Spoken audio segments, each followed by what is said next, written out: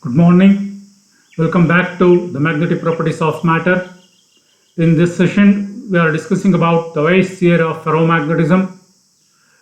Weiss, in order to explain the properties of ferromagnetic materials, considered two postulates or proposed two postulates. They are the integral field and the concept of domains.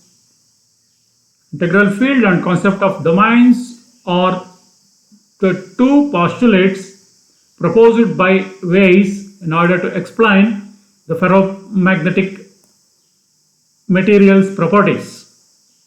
So according to Weiss theory, the internal field is the field exerted between the two interacting atoms of a ferromagnetic material. Ferromagnetic material consisting of number of atoms or ions or molecules. We have considered just two atoms, and the field exerted between these two interacting atoms is called the internal field according to Weiss theory.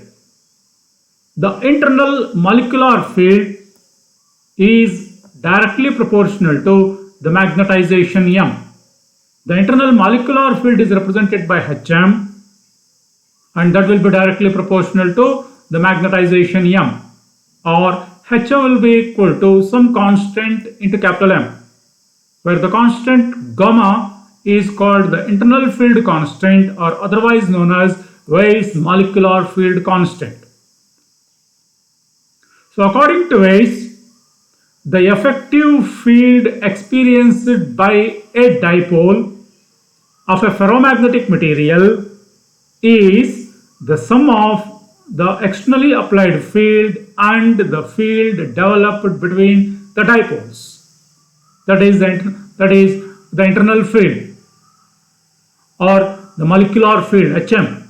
Therefore, H effective is equal to H plus Hm, where H is the field which was externally applied and Hm is the field developed between the dipoles of a ferromagnetic material.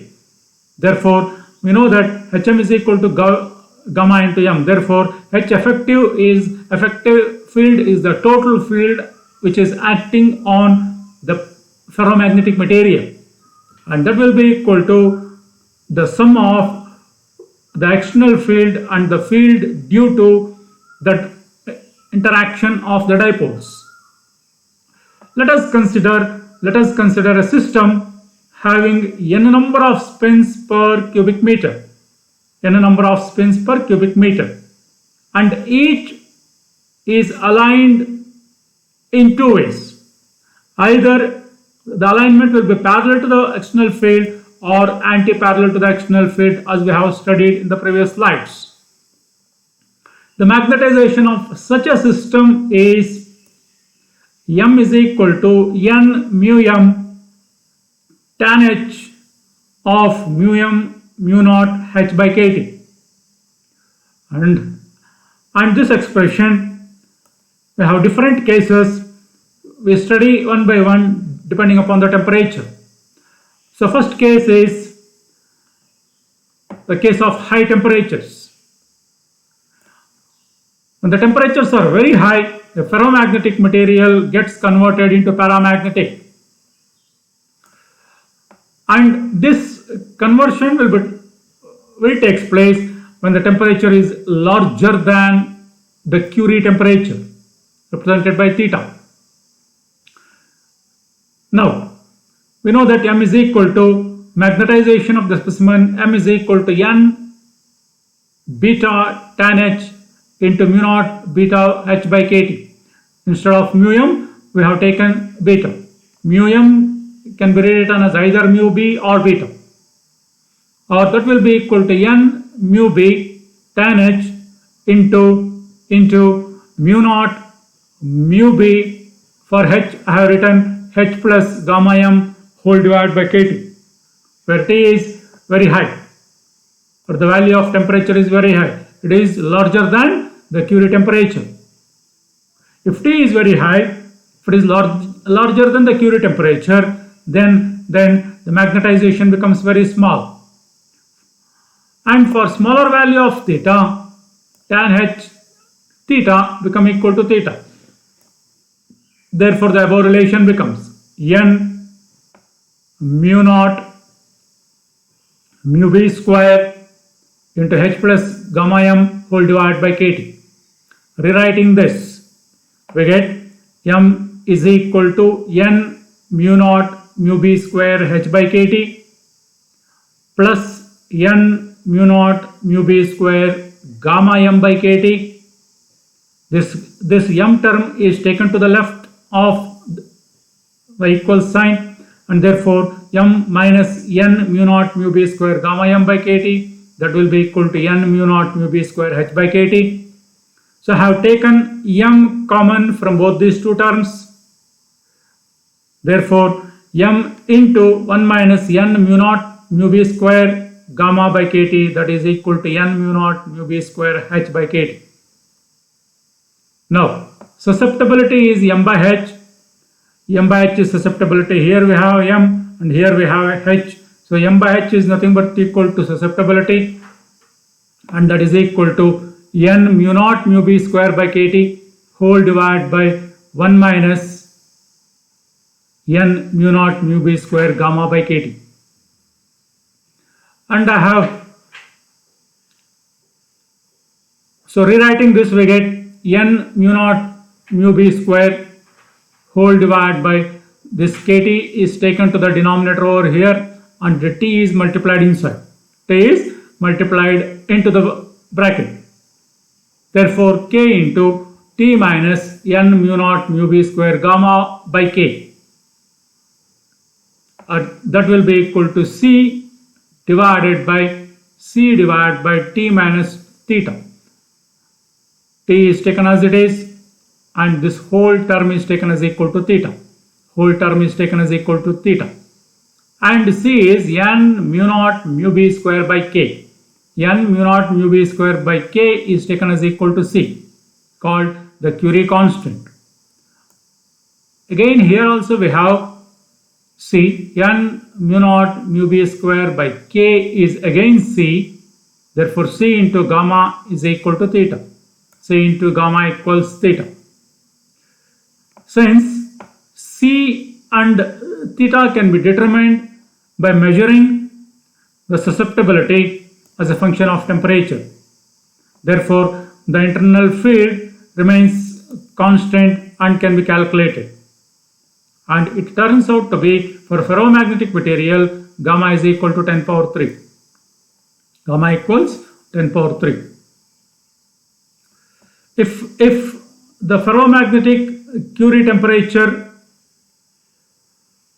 for a ferromagnetic Curie temperature, we have Curie-Weiss law. This is Curie-Weiss law. Xi equals c divided by t minus theta, and this will hold good only for the temperature larger than the Curie temperature. Larger than the Curie temperature. Otherwise, let me see what happens. If the temperature T is just equal to Curie temperature, if T equals theta, then T minus T becomes 0. C by 0 will be equal to infinity. Therefore susceptibility becomes infinite. This indicates that existence of non-vanishing value of m even though h becomes 0. H becomes 0 in the sense the externally applied field is completely removed. Even though we have removed the externally applied field, there exists the value of m. The value of magnetization still exists. The existence of magnetization even after the removal of the external field is called what is known as spontaneous magnetization. The existence of magnetization even after the removal of externally applied magnetic field is called spontaneous magnetization. Now, this becomes m is equal to n mu b tan h of mu naught mu b into h plus gamma m whole divided by kt. Therefore becomes n mu b tan h, this whole term is taken as equal to x. This whole term is represented as x. X is therefore equal to mu naught mu b gamma m by kt. Since h is equal to 0 in this case, h is equal to 0. External magnetic field is totally removed. Right? Therefore, this can be rewritten as m divided by n into mu b is equal to tan hx. N into mu b can be rewritten as m sat, in the sense saturated magnetization, saturation value of magnetization. M by m sat will be therefore equal to tan h of x, where m sat is equal to n into mu b. Right? It represents the saturation value of magnetization, and this occurs because of the parallel alignment of dipoles. Right? And we have one more case. If t is less than theta, then m by m saturation is obtained from the intersection of t by theta of x and tan h curve. In this curve, we have here you can see tan theta by x and tan h.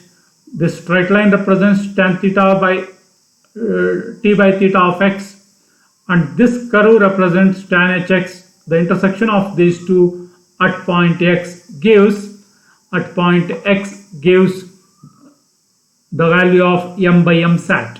The value of m by m sat at this particular value of x. This is m by m sat. The ratio of magnetization to the value of saturated magnetization. Similarly, if the temperature is very much larger than the Curie temperature, if T is very much larger than theta, then the spontaneous magnetization just disappears. In that case, x is therefore equal to, we know x is equal to this. X is equal to mu naught mu b gamma m by kt.